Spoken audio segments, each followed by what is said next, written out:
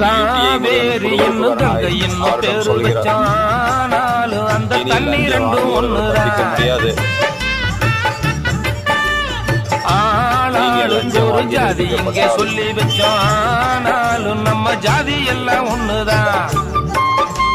ஏழை எளிய மக்களிடம் 20 வருஷம் பணத்தை 2 பைசா வட்டி போட்டு திருப்பி கொடுக்கணும். பாண்டியிலே நம்ம பாரதியார் பக்கத்திலே ஒரு தாண்டவன அழைச்சா அரசு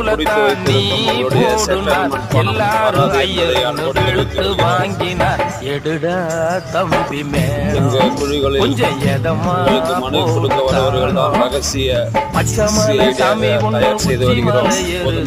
எடுடா தம்பி மேல கொஞ்சம் வேலையாட்கள் தான் அரசு அதிகாரிகள் என்பதை